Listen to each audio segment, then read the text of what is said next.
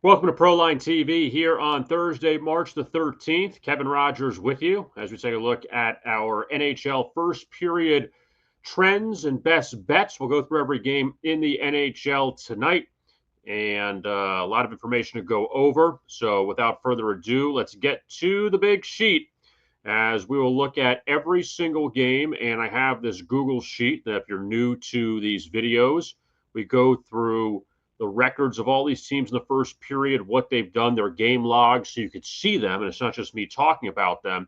You have the numbers in front of you. And let's get to all of the games. First, we're going to begin with the Bruins and the Senators. They meet in Ottawa, and the Senators, nearly a $2 favorite in this game. You see what Boston has done on the road in the first period this year. It's been pretty dreadful. 7-9-15, but they're 19-12 to the over in the first period so far this year. For Ottawa, they have not been great in the first period at all, especially at home. 9-10-11, 14-16 to the over in the first period, so nothing really substantial there. Let's start with the Bruins. And Boston, so far in two meetings with Ottawa, they've been tied after the first period. Back on Saturday, January 18th, a 2-2 game after one, lost 6-5 in the shootout. They ended up shutting out the Senators a few days later, 2-0 at TD Garden. That game was 0-0 after one. But here's what Boston has done recently. Yes, they did come back and beat the Panthers on Tuesday, 3-2 with 3 goals in the third period. But you see there, 5 straight games, the Bruins have not led after the first period, and they've been held scoreless 3 times in this stretch in the opening frame. Meanwhile, for Ottawa, they are coming off back-to-back. Well, actually, they won 4 straight games, but a win on a back-to-back against Detroit and Philadelphia, and they held both those teams without a goal in the first period. So 3 consecutive unders in the opening period for Ottawa, and we'll see what they do here against Boston in that Atlantic Division matchup. The Blues and the Penguins, they hook up in Pittsburgh, and we'll begin with St. Louis. And the Blues, they've actually had some issues keeping the puck out of the net in the first period. Going back through the last 11 games, they have allowed a first period goal. So 11 straight games allowing a first period goal. And also that makes it 9-2 to the over in the first period in that stretch against LA back on Saturday. The Blues haven't played in a while. I guess they had a drive back from LA to Pittsburgh, but the Blues with a couple days off since being in California, and they hit that under against LA in the first period back on Saturday, lost that game 2-1 in overtime.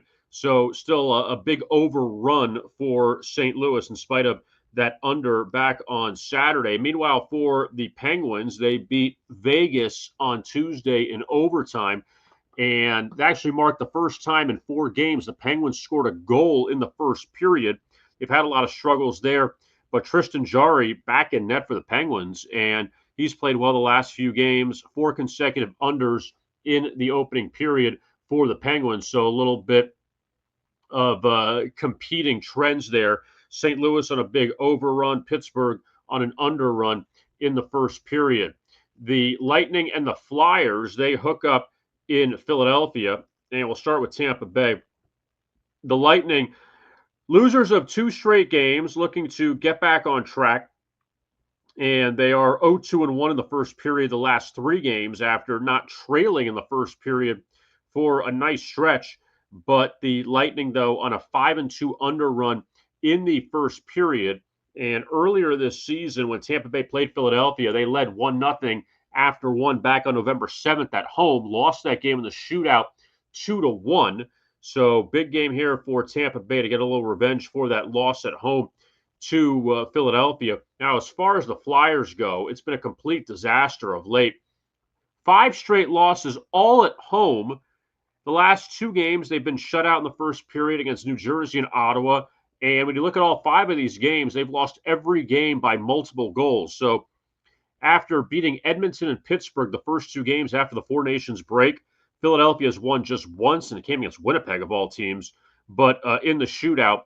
And the Flyers, they've had a lot of issues scoring in the first period. They had a 3-game stretch scoring 1 goal apiece before getting 2 against Ottawa, but they were down most of that game anyway.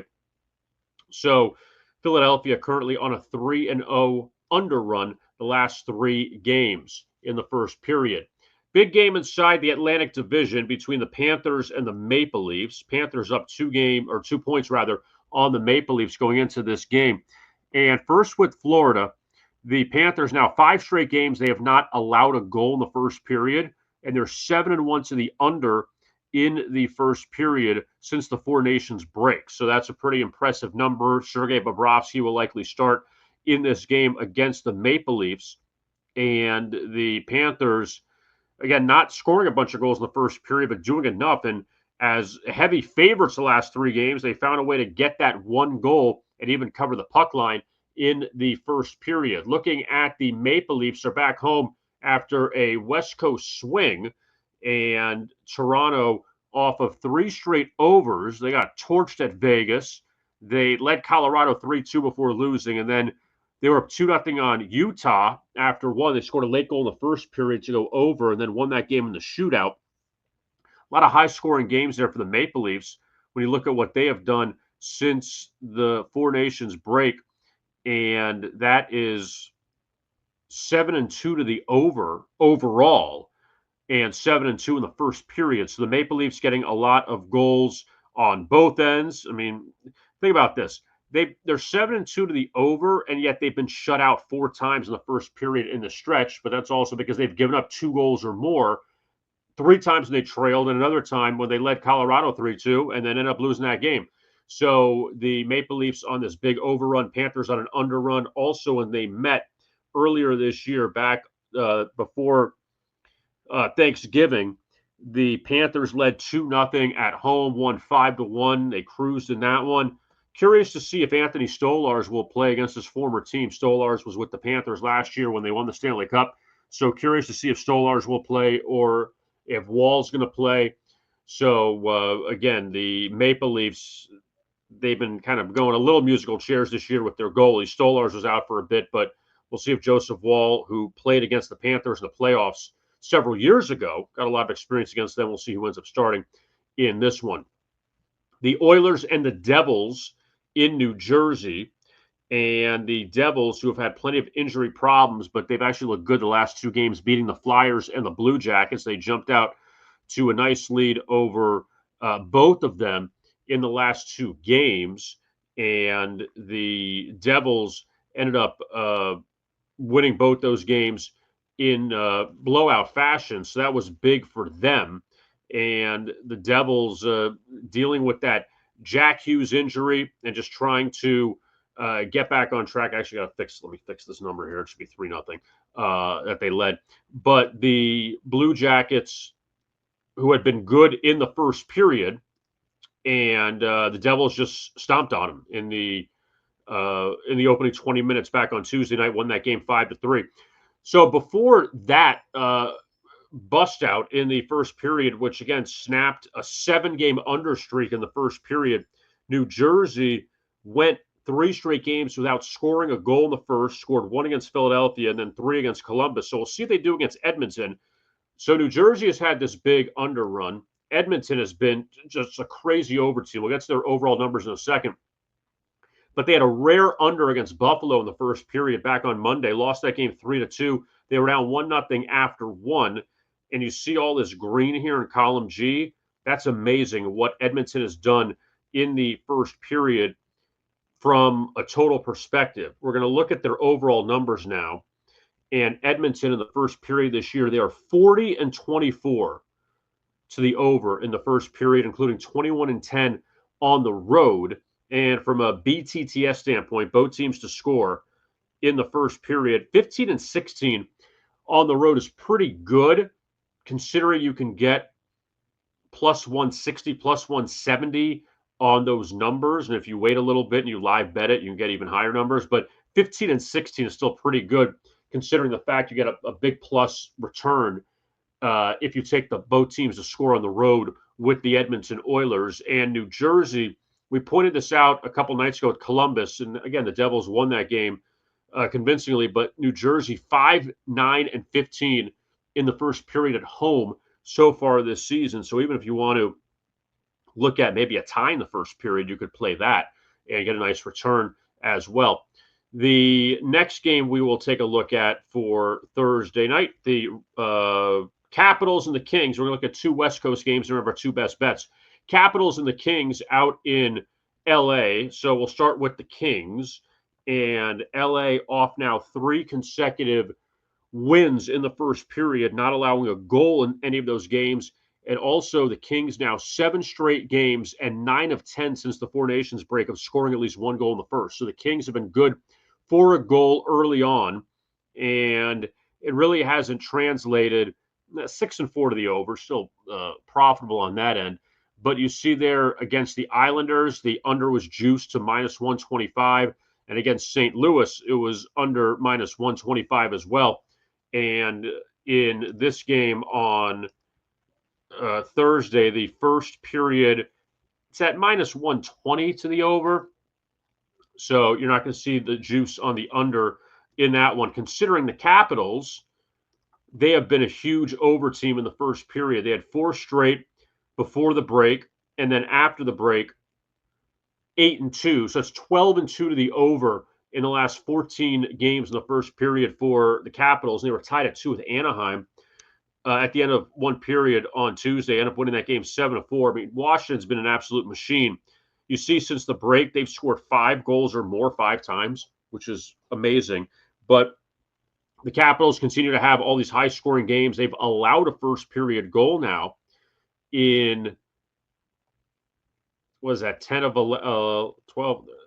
Well, let's do the math together here. So 4 of them before the break, 5, 6, 7, 8, 9, 10, 11, 12, 13 of 14. Washington has allowed a first-period goal. And the Kings have scored a first-period goal in the last 3 games. Maybe you look at LA in that one. It's not a best bet, but maybe you look at LA in the first period, considering the Kings have scored goals. Capitals have allowed a lot of goals.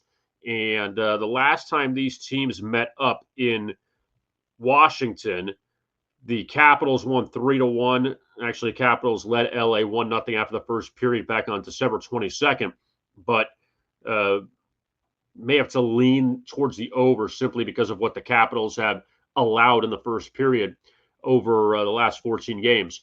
A game that's on the schedule we got to talk about, but not one for playoff contention at all. The Blackhawks and the Sharks. They hook up in San Jose, and we'll begin with what they've done so far this year. We'll start with the Sharks. They trailed Chicago 2-0 on the road on October 17th. They played again in San Jose, trailed 2-1, came back and won that game, but 2 overs in the first period in their first 2 matchups. Now, seeing the Sharks against Nashville, when they had 2 high-scoring games against them earlier in the year, they went scoreless in the first period back on Tuesday night, and that marks now 5 of the past 6 games the Sharks have been held without a goal in the first period, and 3 straight losses. Not shocking. They've just dismantled whatever parts they had to their team, and San Jose obviously playing for the future. Now, when you look at the Chicago Blackhawks, 3 straight games, no goals, 2 straight games, nobody scored a goal. So 3 consecutive unders. Also, Spencer Knight, if he ends up playing on Thursday, he's played well in his 3 starts, at least early on. Unfortunately, the first period hasn't worked out. He's 0-1-2, but he's 2-1 overall in those games. And he came over from the Panthers, and maybe he's going to be their goalie of the future. But we'll see if he ends up getting an opportunity coming up against San Jose on Thursday night. Now, with all that said, let's go to our pair of best bets. We did go 2-0 on Tuesday night. One with Montreal. They led 2-0 at Vancouver, ended up winning that game. And the second play was that Predators Sharks under in the first period. Kind of went contrarian on that after the first 2 were crazy overs, and then went under. It was pretty easy, plus money. So we're going to try to extend our streak tonight, and we're going to start with one of the early games. I'm going to ride this one just because the Blue Jackets playing the Golden Knights at home, plus 125. Go back to the screen. And first of all, with I'm going to start with Vegas. They are off that loss at Pittsburgh back on Tuesday. Look at what they've done on the road of late. Again, the not gold. The gold's the home, the white's the the road. Trailed 1-0 at Pittsburgh, trailed 1-0 at LA, trailed 2-1 at Boston, scoreless against New Jersey, trailed 1-0 to the Islanders. That's now 5 straight road games they have not led after the first period. 4 of those games they haven't scored a goal. So Vegas has had their struggles on the road. They're heavy favorites in the first period. Now, looking at the Columbus Blue Jackets and what they've done, yes, that's not good. 6 consecutive games they've not led after the first period. But with that being said, look at what Columbus has done at home. Actually, I'm going to do a little spoiler when we get back to the team log. Columbus at home so far this year, 16-5-8 in the first period. Pretty impressive. 5 times they've trailed in 29 games at home. Now, let's look at back what they've done. The March 1st game was at Ohio State in the outdoor game. So we don't really count that because it wasn't at Nationwide Arena, and the outdoor games are always unpredictable. So before that, in the blue, the home, led Dallas 2-1, led Chicago 1-0, led the Rangers 2-1, led Utah 1-0, tied with LA at 1. San Jose led, Philly tied, Seattle tied, led St. Louis, trailed Detroit back on January 2nd, led Carolina, keep going. Montreal and New Jersey led, tied Boston, keep going. So since the end of November, twice, Philadelphia on December 10th and Detroit, those were the 2 games since the end of November that Columbus has not led after the first period. Twice. Or excuse me, trailed. Let me rephrase that because they've been tied a lot. They have not trailed after the first period except for those 2 times. So Columbus, I got to take a shot with them at that price as an underdog, and that's what we're going to do is take Columbus for our first best bet. Now, our second best bet, we always do a side with a total, and it's going to be the Rangers and the Wild over in the first period. I know we've taken a lot of unders on here in the first period. We're going to flip it around here and take the over. Now, first of all, with the Minnesota Wild, they are coming off back-to-back unders at home. They actually have had 3 straight unders at home, and they're coming off a win over Colorado 2-1 in the shootout. I do like the situation that may be going the other way. After back-to-back unders, this team has had a lot of overs at home this season. Just going back, I understand recent form is 3 straight unders here. Led Detroit 2-0. Islanders tied at 1. Carolina was 1-0. But before that, a couple overs here. Utah and Calgary, Edmonton, St. Louis and Colorado. So dating back to the end of December, we've seen more overs than unders for the Minnesota Wild at home. Now let's look at the Rangers. The Rangers, since getting bombarded by Buffalo back on February 22nd, that first game out of the break, look at what they've done in the first period. 9 straight games, they've scored at least a goal in the first period. And in 6 of those games, they've allowed a goal in the first period. And also, they are 8-2 to the over in the first period in the last 10 games. 8-2 to the over in the last 10 games. So this Ranger team has at least picked it up scoring early. And I think they will do it again coming up against Minnesota, and the Wild are due to get at least a goal probably in that first period. You know what? Even if you feel frisky, maybe take a tie in the first period between the Rangers and the Wild. But I do think that at the short price, we will see an over in the first period. So our 2 plays coming up for Thursday, Blue Jackets at home in the first period, plus 125 against Vegas, and the Rangers and the Wild first period over, minus 120. All right. We appreciate you tuning into this edition of our NHL first period trends and best bets here on Proline TV. We'll be back with you coming up on Tuesday for more NHL. And also you can check out all of the NASCAR previews for the upcoming weekend, and looking forward to that. And we will have all of that here on Proline TV. Don't forget to like and subscribe to this channel. And we will talk to you again coming up very soon. I am Kevin Rogers. You can find me on Twitter, on the X, at RogersPicks. And again, we always appreciate you tuning in. As always, don't forget to like and subscribe to Proline TV. We will talk to you again soon right here. Don't forget, as always, best of luck with your bets.